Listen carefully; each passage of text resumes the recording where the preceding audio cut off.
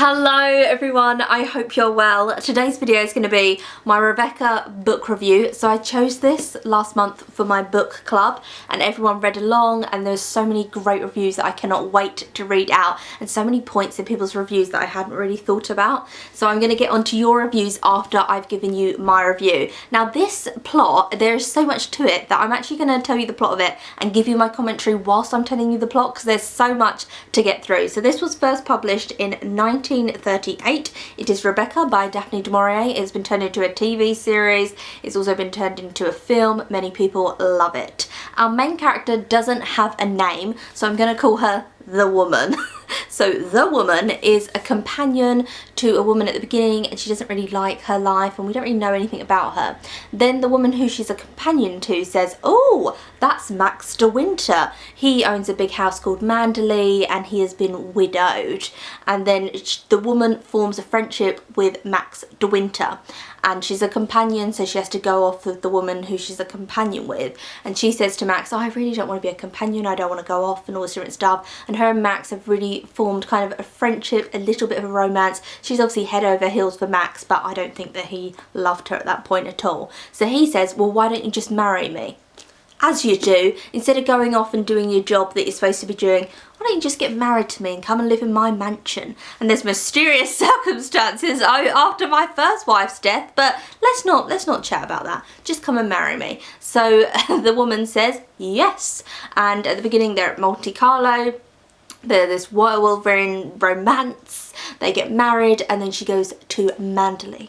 And Manderley is where Max de Winter lived with his first wife, Rebecca.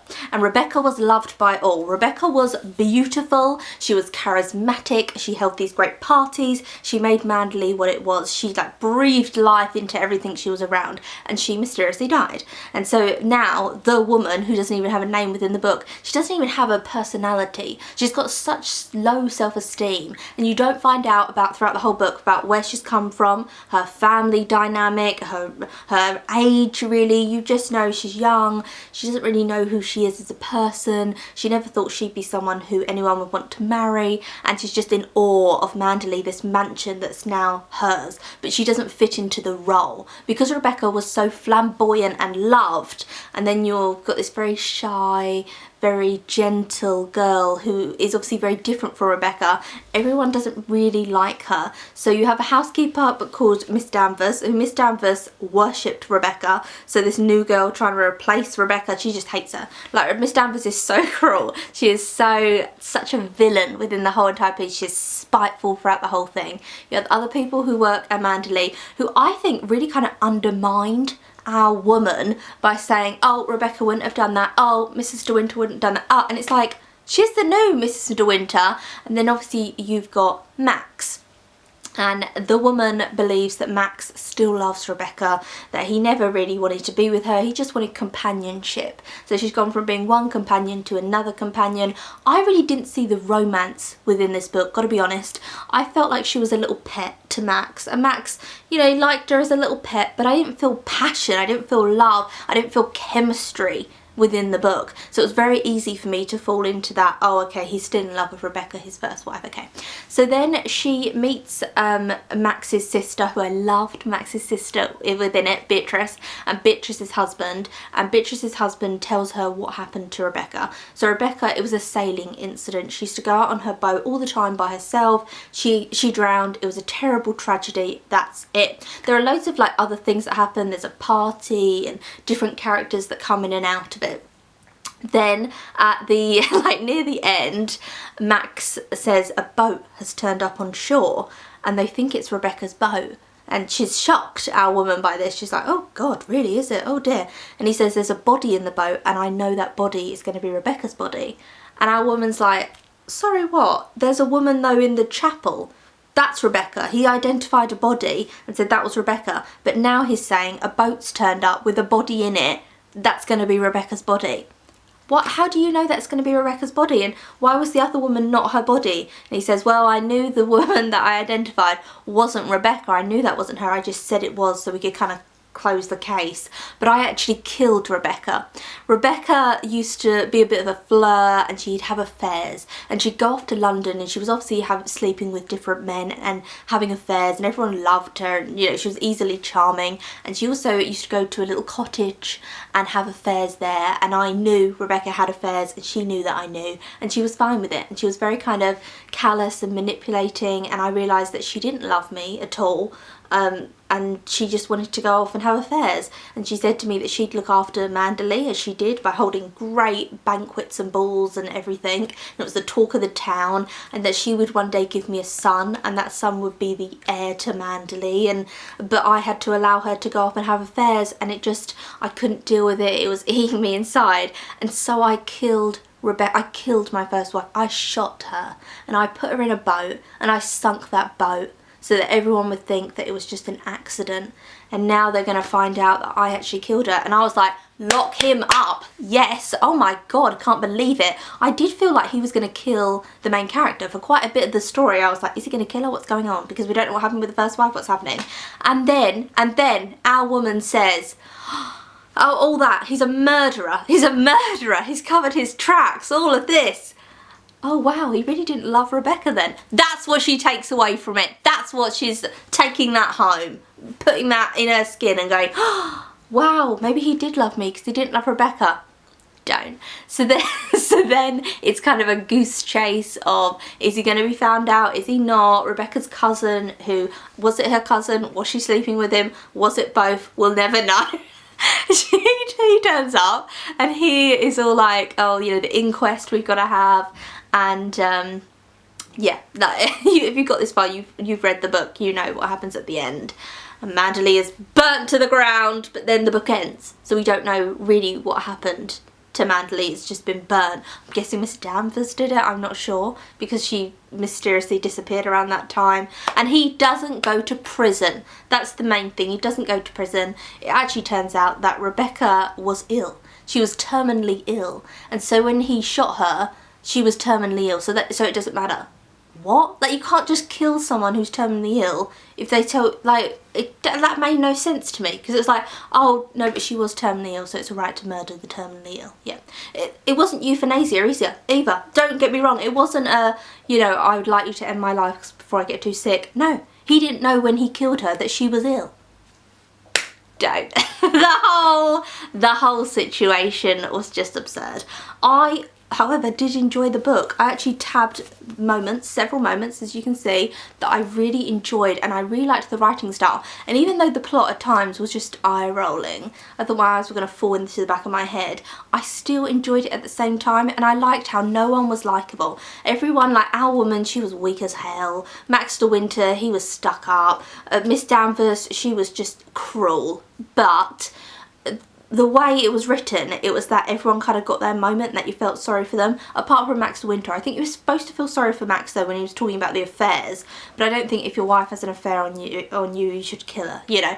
But otherwise there'd be, you know, massacres everywhere. If everyone who ever cheated on anyone got killed, I don't know if there'd be many people left in the world, to be perfectly honest with you. There'd just be a few of us left who aren't little, you know, liars. But yeah, I liked the sympathy, how it shifted to other people, especially with Miss Danvers, because Miss Danvers was so manipulative and so just unnecessarily nasty. And then there's a section in it where she's talking about how much she adored Rebecca, so we know that Rebecca was like her life. She'd raised Rebecca as a child and she just was in such awe of Rebecca. And there's a whole passage in it where she's talking about how when this new woman came into the house to replace Rebecca, everyone was saying, Mrs. de Winter has gone for a walk, Mrs. de Winter wants the car, Mrs. de Winter, and talking about Mrs. de Winter. And she said, all the while, my Miss de Winter, my lady, with her smile and her lovely face and brave ways, the real Mrs. de Winter, meaning Rebecca, lying dead and cold and forgotten in the church crypt.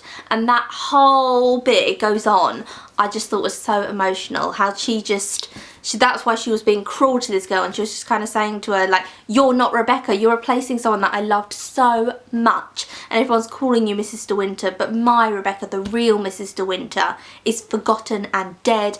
And Max really married this girl like whirlwind, just married her, brought her to the house, didn't really think about anyone else's feelings, which I thought was very odd.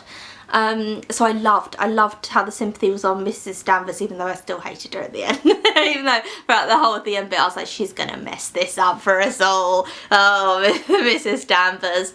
But yeah, that's my opinions. That's the plot and my opinions. I did enjoy the book. At times it was eye-rolling, but I liked the writing style, and I liked that there wasn't one character that you were supposed to really fall in love with. Like in Jane Eyre, I fell in love with Jane Eyre. In other books, there's a main character that you fall in love with. Also, just talk about that Jane Eyre comparison quickly. When I looked online before I chose Rebecca, I had chosen Jane Eyre for us to read earlier in the year, and loads of people said Rebecca is a Jane Eyre retelling, but Daphne du Maurier herself said it's not. I wasn't retelling Jane Eyre, it's got nothing to do with Jane Eyre, and now that I've read it I realise it is different from Jane Eyre. But I can understand people's similarities because you have these female characters. I don't know, I feel like in this one she was really weak, but I don't think Jane Eyre is weak actually in the other one. I hated the whole stand by my man kind of situation when he said he'd shot and killed his first wife, and she was like, don't worry, we're going to get through it, and that whole stand by someone, because you can't stand by someone if they do something like that. You just can't. Like if Dom's my boyfriend, if Dom attacked someone, I think it'd be difficult for me to stand by him. I don't think I would. If he physically attacked, say, another man, I think that would be the end of our relationship. Like, thinking about it now, because I would think I don't want to be with someone who's violent. I don't want to be someone who just, if he just like kicked off at someone, just, it wasn't even a big thing, they were just having an argument and then he had physically assaulted someone, I know I'd break up with him. And we've been together 3 years now, but I would just think I don't want to be with someone who's volatile. What if he then became violent with me? I would worry about it, and so I wouldn't be able to stay with him. So the fact that she was going to stand by him after he had murdered his first wife and then covered his tracks, I just found that all, it was a bizarre thing, but I did bizarrely enjoy it. I don't think this is a book that I would reread, but I would reread. I tabbed passages, so they were long passages that I adored. I adored the beginning. Oh my god, I thought it was so stunning the way the beginning of it was written, because it's just talking about Manderley and this is ruins, and Manderley is covered and nature has gone wild over Manderley. And then it gets into the story. I loved the way the suspense was built throughout it. So I am going to put up now your pictures of your editions of Rebecca. You had lovely pictures. I loved how people had got theatrical with their pictures. I loved seeing all that. And then I'm going to read out your reviews. Your reviews were really mixed. Some of you had already read the book, but you wanted me to still put your reviews in this video, and you'd done such great reviews. I was like, oh my god, I'm just going to put it in. So some of you hadn't read it for my book club, but you've read it this year, and some people liked it, some people didn't. This really mixed opinion. And normally on my book club we all have the same kind of opinion. We might be like, yeah, it's a bit naff or this or that, but it's not polar opposites. Like, people loved this book and people hated this book. I don't really have the polar opposites with it, but I can understand it, because even though I liked this book, it was enjoyable. Whilst you're reading it, it's quite suspenseful.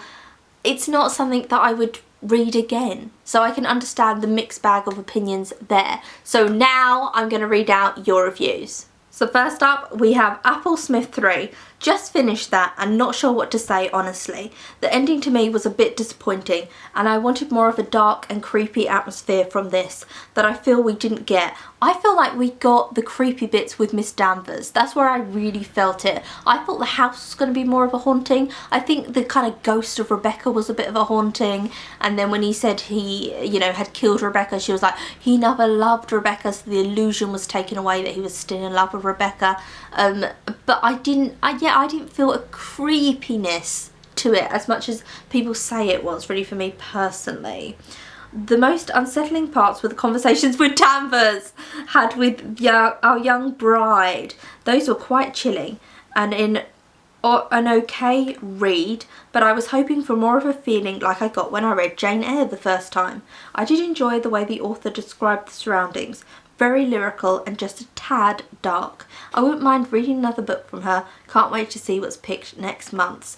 I totally agree. I thought it was going to be a lot darker. When people say that it's dark, it's atmospheric, but I would say the darkness is Miss Danvers, because she's almost like this shadow who just kind of appears when our character's at her most weakest and vulnerable, and then Miss Danvers comes along just to knock her down a few more pegs. And then when our main character is looking at Rebecca's handwriting and imagining Rebecca sitting there, and I'm sitting in Rebecca's chair and I'm in Rebecca's house, because she really doesn't feel like she belongs there. But I wouldn't say that, I agree, it wasn't creepy though. Bookish Darling says, listen to this novel on audiobook, and I must say, in fact, the first time I was able to become completely engrossed in a story exposed to me in this format. The story was suspenseful but not too fast paced, and there were so many plots and revelations by the end that you were kept on your toes the whole time, really worrying if everything was going to turn out alright for the main characters. I personally went in blind and really enjoyed the discovery of Rebecca, not actually being our main character. The only issues I might have had with this book is that the topics Rebecca and Manderley were starting to get a bit annoying after a while, like the conch in Lord of the Flies, and the woman's reaction to Maxim telling of what happened to Rebecca is not how a normal person would react. Let's be honest, 100%, that's exactly what I said when she found out he was a murderer and was like, oh, stand by my man. I found that very odd. And yeah, in Lord of the Flies, when they're like, I've got the conch, Piggy's got the conch, Ralph's got the conch, it gets very irritating. And I did feel like the theme of Rebecca a little bit, Rebecca's handwriting got a little bit irritating, but I understood why, because at the end she writes something in her diary and it leads to the doctor, and then the doctor says, oh, actually she was terminally ill, so it's a right to murder. It was just, oh, I don't want to slag it off too much, but like, the end for me, I was in shock, because I thought she was going to run away. When he said I've killed Rebecca, I thought she was going to realise, oh my god, he didn't love Rebecca and he doesn't love me and he's a madman, let me get her hell out of this house. I didn't realise she was just going to go, our love will prevail. It was just, I was shocked. I was honestly shocked. And that's why this review's come out a little bit late, because I finished Rebecca a few days ago, or probably like maybe nearly a week ago now. I finished Rebecca and I just didn't know what to say. I was just ranting. I was like, that ending. So I was like, I got to wait a few days. The rant goes down a little bit, because it was just mad. And then in the end, when she's in the car and she's like sleeping in the car and she's like, what time is it? And then she opens her eyes and she's like, oh, it's quite light out, and then realises, oh, what's that? It's flames. Manderley's on fire. The end. What? Like, go into it a bit more. Have them, like, because Daphne du Maurier's a beautiful writer, have them looking at the fire and walking around the fire. Nothing at all. And what happened to Jasper the dog? Is he dead? Did he die in the fire? We literally don't know. Next, Chrissy N. I loved reading Rebecca. It was a stunning Gothic novel. It had suspense, plot twists, amazing vivid characters, and an eerie vibe. Manderley was a character all of its own. The pacing was expertly crafted as it's led through a roller coaster of emotions. I did not expect the twists, and I know this book I will return to again and again. Thank you for selecting it, Hannah. I'm really glad that you enjoyed it, Chrissy, that this is a book that you're actually going to read again and again, because I like picking books, and even if I don't like it and someone's like, this is my new favourite book, I'm like, ah, it's like being like a book matchmaker. So I'm glad that you're going to read that again. I then have one from Laura 24601. Over the summer and the last few months I've read Rebecca. I'm writing an A-level English coursework on it. I found quite different thoughts in the second time round to the first. Initially I loved the mystery and Gothic feel of the novel. I was more inclined to believe Maxim's version of events, and I thought Rebecca twisted and manipulative. The way the story unfolded and the pieces of the puzzle started to fit together was satisfying. Although I can't lie, I say I don't find the lack of details totally frustration. The protagonist's name, for example, 100%, we don't know her name, and I really wanted to know her childhood and where she'd come from and how she'd become a companion, and what more about her. But she was always comparing herself to Rebecca, comparing herself to Rebecca's life in there, even comparing herself to Beatrice at times. And I felt like she, herself we didn't know much of. However, upon rereading, I get much more easily irritated with the protagonist. I know the point is that she's naive, but part of me wants to shake her and say, just fire Miss Danvers, or tell Maxim.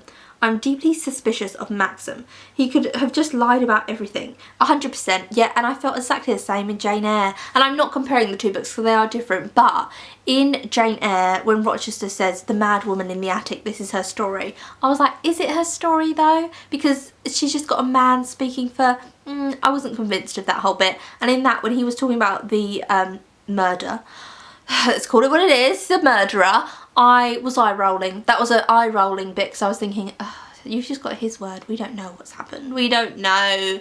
You know, we've got his word that she was having an affair. Where's the proof of that? I mean, her cousin, is he a lover? Is he, like, what's going on? And yeah, he could have just been making up the whole thing. That's exactly what I felt as well, and that's why it was very eye-rolling.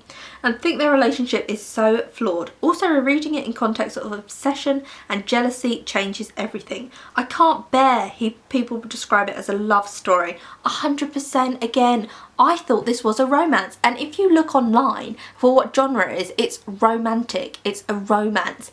It's not romantic. I feel like she was a pet to Maxim, a companion, one companion job to the next. That was it. He wasn't in love with her. There was no burning passion and desire within it, but that made it interesting because I thought it was about kind of unrequited love because she was head over heels with Maxim. She had no self-esteem. She was naive, as you said, and then she's got this man who she's pouring everything into and is giving her nothing back, giving her crumbs back, and I thought it was all about kind of unrequited love. I don't know why people think it's a romance or if it is true love, because I don't think it is at all. And it was a bit like she was a child when he kept going on about, if you were an older woman I wouldn't be interested in you, because he's a lot older than her, Maxim, and if you were older you'd be wiser, I wouldn't be interested. It was like he just wanted a little pet.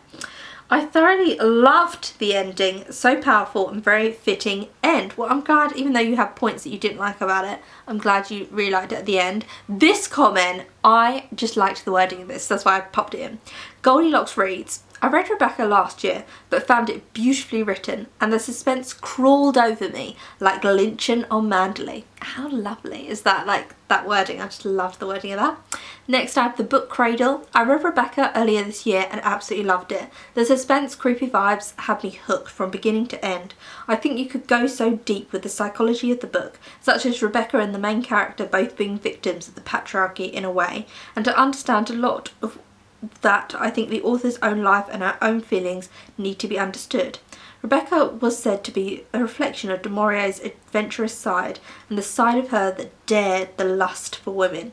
The protagonist represented the other side, who was the loyal wife to her husband. There's so many different things to analyse, but so touching on the story itself. I thought it was really enjoyable and thrilling. I could picture the characters so clearly, and I related to the protagonist quite a lot, as someone with anxiety problems. I also adored the description of nature and all the symbolism. Beautiful book, great pick, Hannah. Again, I'm so glad that you did enjoy that book and you really liked it. And also that's interesting, someone with anxiety, because she does have low self-esteem, naivety. You could say she's anxious, she has anxiety, and she also doesn't trust herself. Like, she knows Miss Danvers is being horrible to her, and yet she does nothing about it, and she doesn't tell Maxim. It's like she doesn't trust what's happening to her. She's almost like gaslighting herself throughout the book, which I find very odd. Great comment. Next, Graham Siller reads. Graham Siller reads books. I loved this book so much. The writing was stunning and the story had me on edge of my seat. The twists and turns, the gothic undertones and atmosphere were really quite nerve-wracking at times. I absolutely loved Beatrice and wish there had been more scenes with her. Yes, Beatrice was my favourite character. I thought Beatrice was also the only one that really fully accepted her and was just very honest and nice. And at the party scene, when Beatrice comes up to see her and it's just like, oh, just get changed, it's alright. I thought Beatrice was really lovely. And when Beatrice buys her those books, because she knows she's into art, and Beatrice is always trying to push her to have her own character, because our main character doesn't have any character of her own, but she mentions that she likes drawing, so Beatrice goes and buys her some art books, and then every time Beatrice sees her she says, have you done any drawing? Oh, if you haven't, well, why don't you just do this, and she's trying to develop the girl's character, I feel, and help her out. I loved Beatrice. I thought she was so nice. I really, really did enjoy her, and I got a feeling that Beatrice wasn't in love with Rebecca as everyone else was. Miss Danvers I found absolutely terrifying. absolute psycho. I had to put the book down and walk away for a while after reading the scene when she tries to coerce Mrs. De Winter jumping out the window. Oh my god, I completely forgot about that. Miss Danvers literally says to our main character, why don't you just kill yourself? Why don't you jump out that window? That was such an odd scene, wasn't it? I completely forgot, but that was so weird. She was literally going to murder, like, this. I thought she might push her. When I was reading it, I was thinking, is she going to run up behind and push? And this is going to be the story now. But yeah, that was really weird. If you want to see a brilliant adaptation of the book, look no farther than the 1940 Alfred Hitchcock movie. Utterly brilliant. Also, Laurence Olivier as Maxim, very handsome indeed. Thanks for choosing this brilliant book for the book club. Can't wait for November's pick. November's pick is, of course, Now is the Time to Open Your Heart by Alice Walker. Great comment, and I completely forgot about that weird little window scene. Lyfuria says, unfortunately, I didn't enjoy Rebecca, even though I expected that I would. I saw the Hitchcock adaptation many years ago and remember that I liked it, but the plot and the characters in the book were disappointing. It certainly is a well-written and well-crafted book. I liked how the author created a spooky atmosphere and the descriptions of the surroundings. However, the narrator annoyed me with her constant self-deprecation and lack of self-awareness. Her constant anticipation of what could happen before it actually happened got on my nerves.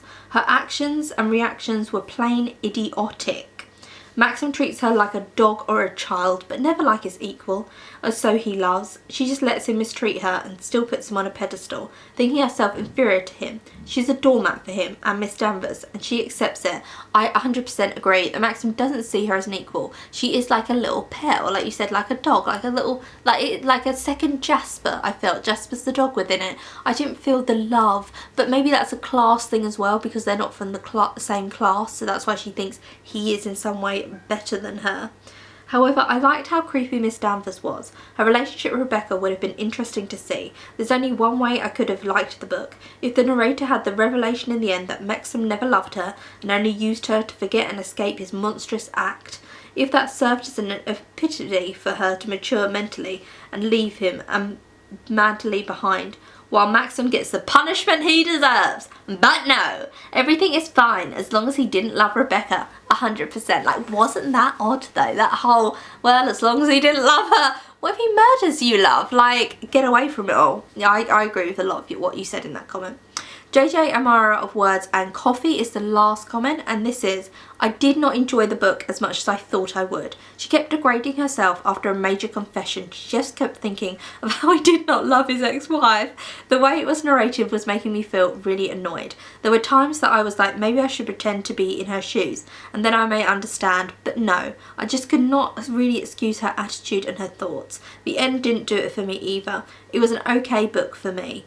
And that is the end of your reviews and comments, so thank you so much for that. That last comment, 100%, like, I'm with you. Everyone who was like, how was she just fine with that? How was she just fine with him being a murderer? And I didn't see the love between the two of them. However, I loved Miss Danvers. Like, I hated her as a character, but any part of Miss Danvers within it, I was like, oh, what an amazing character Miss Danvers is. And then Miss Danvers, we got to see her other side when she was talking about Rebecca and how much she loved Rebecca, that you felt sorry for this monstrous character. But I did enjoy Rebecca. It just kind of was a mixed bag for me, and it was a mixed bag in the comments as well. So thank you to everyone who joined me for Rebecca. Now is the Time to Open Your Heart by Alice Walker is our book club for this month, so feel free to join in with that. Also, we have just hit over 8,000 subscribers, so thank you so much to everyone who has subscribed to the channel. I'm going to end the video here, and I'll see you again soon for another one.